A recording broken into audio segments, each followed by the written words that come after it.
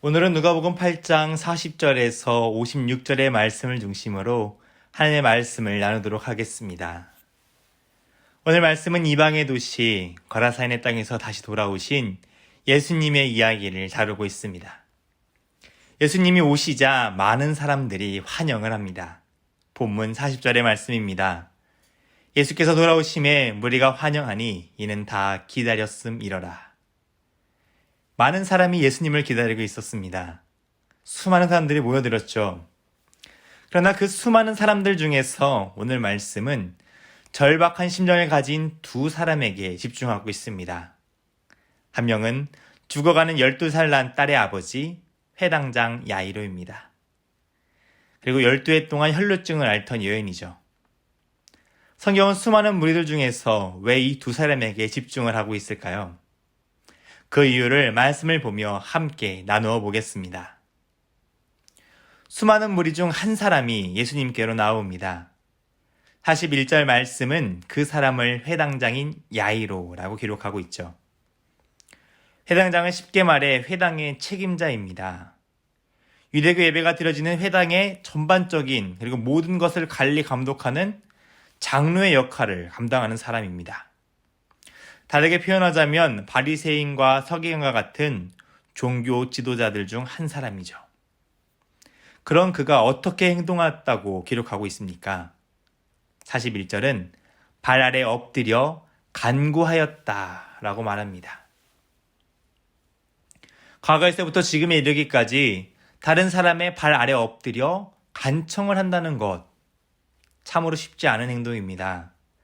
자신의 모든 것을 내려놓고 그 간청하는 상대방의 도움을 간절하게 요청하는 그 마음이 이 행동 속에 포함되어 있죠. 지금 이 행동을 하는 사람은 회당장 야이로입니다. 원래 역할을 하며 종교 지도자들 그 무리 가운데 도는 예수님에 대한 이야기를 잘 알고 있을 사람이죠. 그럼에도 지금 그런 것들 하나도 신경 쓰지 않습니다. 절박한 심정으로 예수님께 나아가죠. 그 절박한 심정, 그 이유가 42절에 나오고 있습니다. 이는 자기에게 12살 된 외딸이 있어 죽어가미러라. 예수께서 가실 때에 무리가 밀려들더라. 자신의 외동딸을 위해 믿음으로 간구합니다. 원로라는 신분 다 내려놓죠. 주님의 긍휼을 간구하며 간절히 구하고 있습니다. 그 믿음의 간구에 예수님께서는 응답하십니다. 죽어가는 딸을 향해 예수님께서 발걸음을 옮기시죠. 우리에게도 야이로와 같은 믿음이 있어야 합니다. 주님 앞에 모든 것을 내려놓아야 된다는 것이죠. 절망적인 상황을 이겨내고 구원을 주실 이는 예수님밖에 없음을 고백해야 됩니다. 믿음으로 간절하게 구해야 된다는 것이죠. 오늘 우리의 간구는 어떠합니까? 정말 주님밖에 없는 사람들이 되시기를 바랍니다. 주님만 의지하며 모든 것을 내려놓을 수 있는 믿음의 사람들이 되시기를 바랍니다. 오직 우리가 긍휼을 구하며 의지할 분은 예수님밖에 없음을 믿음으로 고백하는 은혜가 오늘 우리 가운데 있어야 합니다. 다시 말씀의 상황으로 돌아보면 중간에 다른 이야기가 삽입됩니다.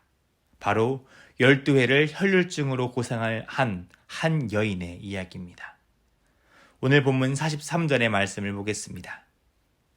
이에 12회를 혈루증으로 앓는 중에 아무에게도 고침을 받지 못하던 여자가. 혈루증, 피를 흘리는 병이죠. 율법은 피를 흘리는 것에 대해 부정하다고 기록하고 있습니다. 특별히 레위기 15장 25절에서 30절을 보면 이에 대한 율법이 기록되어 있습니다. 12해 동안 그녀는 육체적으로도 아픔을 경험했습니다. 또한 사회적으로도 부정한 여인으로 여겨졌죠. 그런 그녀에게 예수님에 대한 소식은 한 줄기 빛이었을 것입니다. 그래서 44절과 같이 행동합니다. 예수의 뒤로 와서 그의 옷가에 손을 대니 혈루증이 즉시 그쳤더라. 그녀가 지금 예수님의 뒤로 왔다는 것은 군중 속에 한 사람으로 있다는 것입니다. 이것은 율법이 정한 선을 넘어선 죄이죠. 군중 속에서 그 누구와 접촉이 있었다면 그 사람은 부정한 사람이 됩니다. 예수님을 만졌다는 것도 역시 예수님을 부정한 사람으로 만드는 행동이죠. 그럼에도 절망 중에 있던 이 여인은 예수님이라는 소망을 포기할 수 없습니다. 그래서 군중 속에 들어갑니다. 율법을 범하는 것임을 알매도 예수님의 옷자락을 만지죠. 그리고 나음을 입습니다. 믿음으로 모든 장애물을 넘어서 예수님의 옷자락을 만지는 믿음의 결단. 그녀의 그 믿음의 결단이 얼마나 컸는지 여러분 아실 수 있겠습니까? 그 나음을 얻고 이제 그녀는 아무도 모르게 돌아가기만 하면 되는 상황입니다. 그런데 예수님께서 멈춰 서시고 말씀하시죠. 내게 손을 댄 자가 누구냐? 수많은 무리가 밀려드는 상황에서 예수님께 손을 댄 사람들은 아마 수없이 많았을 것입니다. 앞선 42절에 표현된 밀려들더라 라는 표현은 정말 숨이 막힐 정도로 한 장소에 사람들이 몰려든 것을 의미합니다. 그래서 베드로도 지금 무리가 밀려드는 상황이니 누가 만졌는지 모를 것입니다 라고 45절로 답하죠. 그럼에도 예수님께서는 46절로 말씀하십니다. 예수께서 이르시되 내게 손을 댄 자가 있도다. 이는 내게서 능력이 나간 줄 알미로다 하신대. 여인의 입장에서 46절의 말씀은 어떻게 들렸을까요? 아마 자신을 고발하라는 것으로 느꼈을지 모르겠습니다.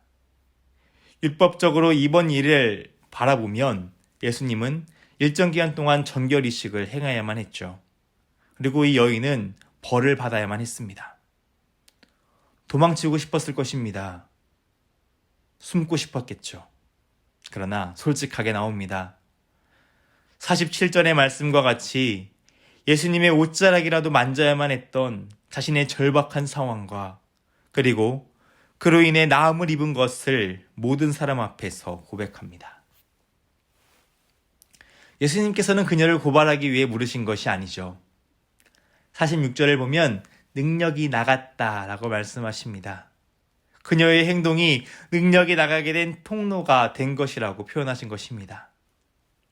12해 동안 세상의 그 어떤 것으로도 나음을 얻을 수 없었던 이 여인. 그렇기 때문에 지금 이 순간 오직 예수님만을 의지하게 됩니다. 그리고 믿음으로 그 당시 사회적으로 자신을 맡고 있던 그 모든 것을 넘어서서 예수님께로 나아가죠. 그런 믿음의 행동을 한 그녀에게 예수님께서는 어떤 말씀을 전하십니까? 본문 48절의 말씀을 함께 보겠습니다. 예수께서 이르시되 딸아 내 믿음이 너를 구원하였으니 평안히 가라 하시더라. 예수님의 말씀은 공식적인 회복을 명하신 것입니다. 육체의 질병의 나음은 얻었습니다.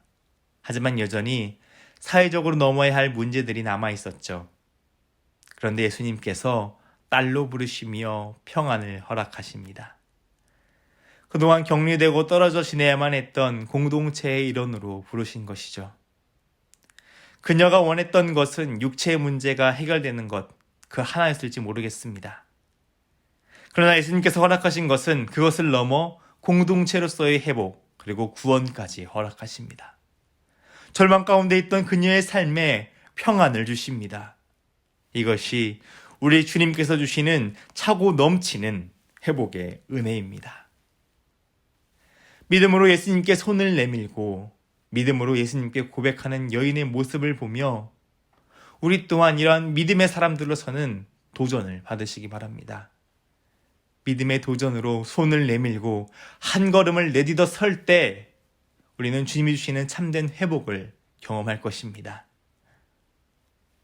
이제 말씀은 다시 야이로의 딸에게로 돌아갑니다. 그런데 문제가 생겼습니다. 49절을 보면 죽어가던 딸이 이미 죽었다는 소식을 듣게 됩니다. 야이로가 생각했던 최악의 순간을 경험하게 되는 것이죠. 얼마나 두렵겠습니까? 모든 사람들 앞에서 가장 낮은 자세를 취할 정도로 사랑했던 딸의 죽음입니다. 그런 절망 중에 있던 야이로에게 예수님께서는 50절의 말씀으로 소망을 전하십니다. 예수께서 들으시고 이르시되 두려워하지 말고 믿기만 하라. 그리하면 딸이 구원을 얻으리라 하시고. 이번에는 야이로의 믿음의 도전을 보십니다. 49절의 소식을 전한 사람의 말과 같이 이미 죽은 딸에 대해 더 이상 소망을 가지지 않고 예수님을 보낼 수 있는 상황이죠. 그러나 야이로는 예수님을 보내지 않습니다. 예수님을 이미 죽은 딸에게로 안내합니다. 53절과 같이 예수님의 말을 비웃는 사람들을 넘어섭니다. 죽은 시체에 손을 대는 그 부정을 범하는 예수님을 만류하지 않죠. 예수님의 거룩한 능력이 그 모든 부정을 넘어서 회복케 함을 믿고 예수님의 하심을 겸손히 바라봅니다. 자신의 딸이 구원을 얻을 것임을 믿고 두려움과 절망을 내려놓은 것이죠. 그때 생명의 능력으로 딸이 회복됨을 경험하게 됩니다. 한동안 아파서 음식도 제대로 먹지 못했을 딸이 이제 음식을 먹는 것을 보게 되죠. 살리셨을 뿐만 아니라 더욱 건강하게 하시는 주님의 그 사랑을 누리게 됩니다. 절박한 상황 속에서 절망을 경험했던 두 사람입니다. 그러나 그들은 믿음의 도전을 하게 되죠. 그리고 그들의 삶의 구원을 경험하게 됩니다.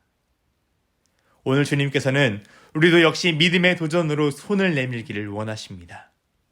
이 세상 그 무엇도 마다하고 오직 주님의 손을 간절하게 붙잡는 우리가 되기를 원하시죠. 믿음으로 행동하며 주님 앞에 서기를 원하십니다. 그리고 두려움을 내려놓고 믿음으로 끝까지 주님이 하시는 그 일을 겸손히 바라보며 순종하기를 원하십니다. 오늘 하루 믿음으로 나아가는 우리 모두가 되기를 바랍니다. 우리가 믿음의 도전으로 나아갈 때 우리 주님께서 힘을 주실 것입니다. 할 수 있다 내 딸아. 조금만 더 힘을 내렴 내 아들아. 다른 곳을 바라보지 말고 오직 나를 바라보렴. 이렇게 말씀하시며 품어주시는 주님의 사랑을 경험하게 될 것입니다. 그리고 우리가 바라고 원했던 것보다 더 온전한 회복을 허락하시며 평안을 누리게 하실 주님의 사랑을 누리게 될 것입니다. 오늘 이 크신 주님의 사랑 안에서 회복되어지고 기적을 경험하는 복된 하루가 되기를 주님의 이름으로 축원합니다. 함께 기도하겠습니다. 우리의 삶을 회복하시고 구원을 허락하시는 하나님의 사랑에 감사를 드립니다. 야이로와 혈루증을 앓던 여인과 같이 우리의 삶의 자리에서 절망과 두려움을 만나고는 합니다. 그럴 때 세상의 다른 것을 의지하며 절망과 두려움을 해결하라고 하지 않게 하여 주시옵소서. 그럴수록 믿음으로 주님을 바라보는 믿음의 사람들이 되기를 소망합니다. 믿음으로 주님 한 분만을 바라보게 하여 주옵소서. 세상의 정한 한계를 넘어서 주님께 손을 내밀며 믿음으로 주님을 고백하는 자리에 서는 용기를 허락하여 주옵소서. 사람들의 시선을 넘어서 주님께서 하시는 일을 겸손히 순종으로 바라보는 믿음의 사람으로 서게 하여 주옵소서. 이 새벽 믿음으로 주님께 손을 내밀며 기도로 나아갑니다. 온전한 회복을 허락하시는 주님의 사랑을 누리며 평안을 경험하는 은혜의 시간이 되게 하여 주옵소서. 사랑이 많으신 우리 주님 예수님의 이름으로 기도드립니다. 아멘.